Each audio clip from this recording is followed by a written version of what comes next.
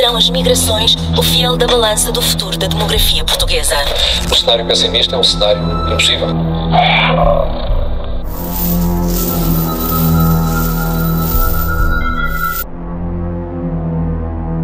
Depois que o meu vídeo sobre a crise da imigração em Portugal foi publicado, alguns dados foram contestados e eu fiz um novo vídeo comprovando os acontecimentos.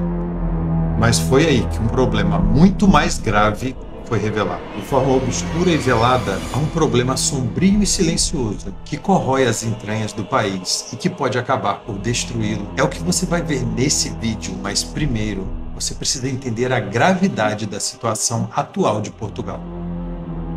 Imaginar um futuro sem migrações, de algum modo, será um futuro impossível. Nesta altura, a população portuguesa na ordem dos 10 milhões de pessoas, tudo indica que, num cenário de evoluções mais prováveis, a população portuguesa em 2080 venha a ser apenas de 7 milhões e meio de habitantes. Se o cenário for mais otimista, onde mais crianças nasçam, mais pessoas entrem, mais portugueses regressem, a população portuguesa continuará a diminuir. Também entramos em declínio, mesmo com um cenário otimista. Só conseguiremos desacelerar o declínio demográfico e desacelerar o envelhecimento se tivermos uma entrada significativa de pessoas. O próprio envelhecimento da população é extraordinariamente preocupante. Imaginemos agora o que se passa com os cenários pessimistas. O cenário pessimista é um cenário de poucos nascimentos e de mais saídas do que entradas. Esse cenário é gravíssimo, é um cenário onde seremos menos de 6 milhões de habitantes, muito mais velhos, muito menos gente em idade de trabalhar, muito menos gente a descontar para o sistema de segurança social, a contribuir para o nosso estado de bem-estar.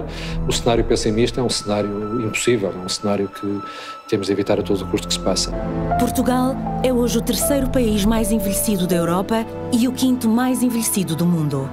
Prevê-se que em 30 anos ocupe o primeiro lugar neste ranking europeu e que seja já em 2030 o terceiro país mais envelhecido do planeta.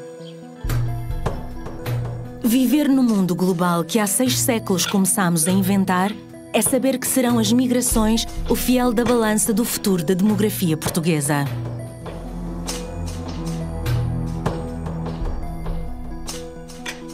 Nós, os portugueses, que somos poucos, eventualmente cada vez menos e cada vez mais velhos, seremos todos precisos, mas também precisaremos de mais alguns. Temos cidades cosmopolitas, onde convivam nacionais, de preferência todos, de elevado nível de educação, com estrangeiros de várias proveniências, de várias culturas, de várias religiões. Braga foi a cidade que, em termos absolutos, mais cresceu em população no nosso país ao longo da última década. Uma população migrante qualificada também muito significativa, particularmente brasileira.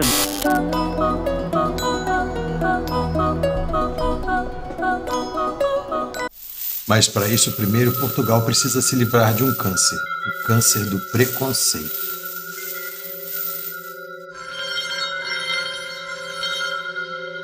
Hoje, cerca de 400 mil brasileiros vivem no país. Estima-se que os brasileiros representem de 4 a 8% da população portuguesa. Seria esse o grande conflito? Um país que se sente invadido pelos brasileiros? Não tem como negar, um dos elos entre Brasil e Portugal é um passado controverso, marcado pelo que hoje seriam considerados abusos de toda a natureza por parte dos portugueses. Essa ferida histórica, na opinião de historiadores, ainda sustenta velhos preconceitos, como a ideia ultrapassada de uma nação superior à outra, por exemplo. Isso pode, no final das contas, resultar em racismo e xenofobia. Contra brasileiros em Portugal sempre existiu. Isso é quase um consenso entre os especialistas. É uma das razões mais comuns para a xenofobia. O mito do imigrante que é sustentado pelo Estado e que não contribui com nada. Não é bem assim, a gente sabe. Portugal desenvolveu uma certa resistência aos brasileiros devido à nossa invasão? Estariam com medo de ocuparmos espaços demais? A partir dos anos 50 veio uma nova corrente de pensamento, o lusotropicalismo, que romantizou os excessos da colonização, espalhou a falsa imagem do colonizador bonzinho, sugerindo que Portugal teria expandido seus domínios de maneira harmoniosa e, portanto, seria um povo multicultural, aberto às diferenças e sem racismo.